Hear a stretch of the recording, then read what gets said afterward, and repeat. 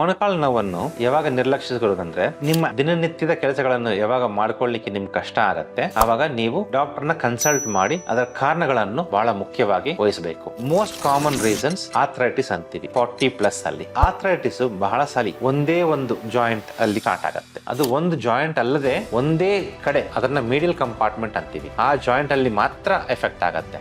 ಆ ತರ ಇದ್ದಾಗ ನಿಮ್ಮ ಡಾಕ್ಟರ್ ಅನ್ನು ಮೀಟ್ ಮಾಡಿದ್ರೆ ಅವರಿಗೆ ತಕ್ಕಂಗೆ ಟ್ರೀಟ್ಮೆಂಟ್ ಮಾಡ್ತಾರೆ ಆ ಸ್ಪೆಸಿಫಿಕ್ ಟೈಮ್ ಅಲ್ಲಿ. ಅವಾಗ ಏನಾಗುತ್ತೆ, ನಿಮ್ಗೆ ಆ ಜಾಯಿಂಟ್ ಲಾಂಜಿಡಿವಿಟಿ ಇನ್ಕ್ರೀಸ್ ಆಗುತ್ತೆ. ಎರಡನೇ ಕಾರಣ ವೇರ್ ಅಂಡ್ ಟೇರ್ ಪ್ರೋಸೆಸ್ ಅಲ್ಲಿ ಮೆನಿಸ್ಕಸ್ ಡ್ಯಾಮೇಜ್ ಆಗುತ್ತೆ. ಮೆನಿಸ್ಕಸ್ ಡ್ಯಾಮೇಜ್ ಬಹಳ ಜಾಸ್ತಿ ಆಗಿದ್ರೆ ಅದು ತಕ್ಕಂಗೆ ಸ್ಕ್ಯಾನ್ ಮಾಡಿ ಅದಕ್ಕೆ ಅಡ್ರೆಸ್ ಮಾಡಬಹುದು, ಅದಕ್ಕೆ ಟ್ರೀಟ್ಮೆಂಟ್ ತಕ್ಕಂಗೆ ಉಚಿತ ಟ್ರೀಟ್ಮೆಂಟ್ ಮಾಡಬಹುದು. ಮೂರನೇ ಕಾರಣ ವೀಕ್ ಮಸಲ್ಸ್. ಪುನಃ ವೀಕ್ ಮಸಲ್ಸ್ ಅನ್ನು ಫಿಸಿಯೋಥೆರಪಿಯಿಂದ, ಎಕ್ಸರ್ಸೈಸ್ ಇಂದ ರೆಗ್ಯುಲರ್ ಆಗಿ ಸ್ಟ್ರೆಂಥನ್ ಮಾಡಿದ್ರೆ wear and tear process slow ಆಗುತ್ತೆ. ಇದು ಬಹಳ ಮುಖ್ಯವಾದ ವಿಷಯ. ಇದು ನಿಮ್ಮ ಹಿರಿಯರಿಗೆ, ನಿಮ್ಮ ಫ್ರೆಂಡ್ಸ್ಗೆ, ಸ್ನೇಹಿತರಿಗೆ ಪ್ರತಿಯೊಬ್ಬರಿಗೂ ತಿಳಿಸಿ ಆದಷ್ಟು ಇದನ್ನ ಅವೇರ್ನೆಸ್ ಕ್ರಿಯೇಟ್ ಮಾಡಿ.